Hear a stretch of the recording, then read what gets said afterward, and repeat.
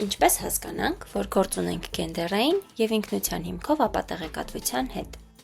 Կապեք ամրագոտիները, քանի որ մենք բարձր արագությամբ ընթանում ենք թվային ականապատ մի դաշտով, որտեղ ապատեղեկատվությունը տարածվում է այնքան արագ, որքան բամբասանքները ընկերական հավաքներին, իսկ գենդերը ցախի մեջ է թաղվում։ Բարի գալուստ Frontline Podcast։ Ես ձեր հաղորդավար Փիսոն եմ։ Այսօր մենք կխոսենք ապատեղեկատվության մշուշոտ աշխարհի մասին եւ այն մասին, թե ինչպես են դրանք խեղաթյուրում գենդերի մասին մեր արդեն իսկ վերապահումներով պատկերացումները։ Ինչ տարբերություն կա ապատեղեկատվության եւ մոլորեցնող տեղեկատվության միջև։ Դեզինֆորմացիա եւ միսինֆորմացիա։ Պատկերացրեք, որ միսինֆորմացիան նման է ընկերոջ վրա պատահաբար սուրճ թափելուն։ Սխալ, բայց առանց չար մտադրության։ Դեզինֆորմացիան մյուս կողմից նման է միտումնավոր նրա սուրճի մեջ լուծողական լցնելուն, դիտավորյալ վնասակար գործողություն։ Մեկը անփութություն է, մյուսը հաշվարկված չարամիտ քայլ։ Երկուսն էլ վնասակար են, բայց դեզինֆորմացիան հատկապես վտանգավոր է, քանի որ այն նպատակ ունի մոլորեցնել։ Հիշում եք այն տեսանյութը, որ ժամանակին վիրուսային դարձավ եւ իբր ցույց էր տալիս, թե ինչպես է քաղաքական գործիչն ասում մի բան, որը լրիվ ապշեցնող էր։ Պարզվեց տեսանյութն ամբողջությամբ կեղծված էր։ Դա է դեզինֆորմացիան իրականում։ Բայց ահա, թե որտեղ ամեն ինչ ել ավելի է բարդանում։ Գենդեր։ Երբ ապատեղեկատվությունը դառնում է զենք կանանց եւ տղամարդկանց նկատմամբ, թիրախավորելով նրանց սոցիալական դերերը։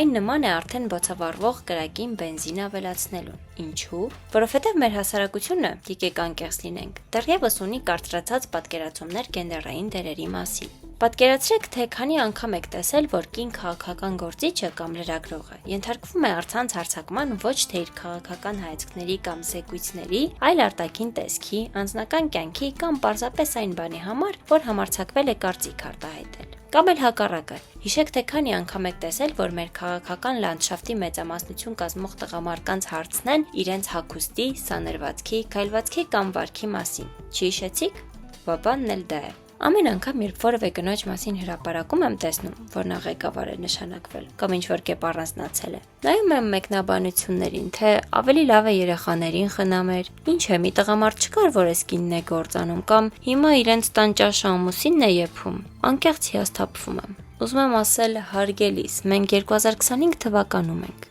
իսկ դուք։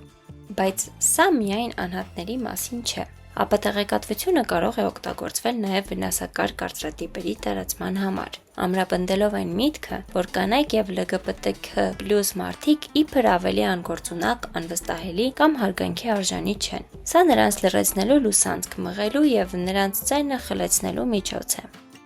Գենդերը հատվում է այլ ինքնությունների հետ։ Մենք նաև պետք է հաշվի առնենք, թե ինչպես է գենդերը խաչվում այլ ինքնությունների հետ, ինչպիսիք են կրոնը, էթնիկ պատկանելությունը, սոցիալ-տնտեսական պատկանելությունը եւ այլն։ Երբ այս գործոնները միավորվում են, ստեղծվում է թունավոր միջավայր, որը թույլ է տալիս թիրախավորել որոշակի խմբերին առավել դաժան եւ համակարգված կերպով։ Ինչպես կարող ենք պայքարել դրա դեմ։ Առաջին քայլը գիտակցումն է։ Մենք պետք է կարողանանք ճանաչել ոչ միայն ապատեղեկատվությունը, այլև գենդերային եւ ինքնության հիմքով ապատեղեկատվությունը, որը թիրախավորում է անձանց իրենց ինքնության համար։ Մենք պետք է խնդրականացնենք ամեն բան, ստուգենք մեր աղբյուրները եւ զգուշանանք այն ամենից, ինչ չափազանց լավ կամ չափազանց վատ է թվում, որ ճիշտ լինի։ Երբևէ մտածել եք, թե ինչքան հեշտությամբ կարող ենք մանիպուլացվել այն ամենով, ինչ տեսնում ենք առցանց։ Դա վախեցնող է։ Բայց միևնույն ժամանակ գիտակցումը, որ հասկանում ենք, թե ինչպես է դա գործում եւ կարող ենք սկսել պայքարել դրա դեմ ուժ է հաղորդում։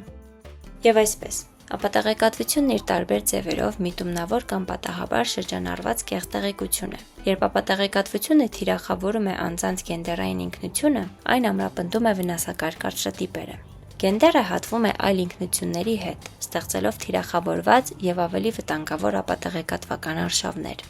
Իրազեկվածությունը առաջին քայլն է գենդերային եւ ինքնության հիմքով ապատեղեկատվության դեմ պայքարում։ Լրացուցիչ տեղեկությունների համար այցելեք Frontline։ Ամբողջական ամփոփումը ընթերցելու կամ նոր առաջարկներով հանդես գալու համար։ Ինչպես միշտ հրաշալի է ամեն օր մի նոր բան սովորել եւ ամեն բացահայտմամբ վերաիմաստավորել աշխարհը։ Ես ձեր հաղորդավար Փիսոն եմ։ Կհանդիպենք հաջորդ անգամ։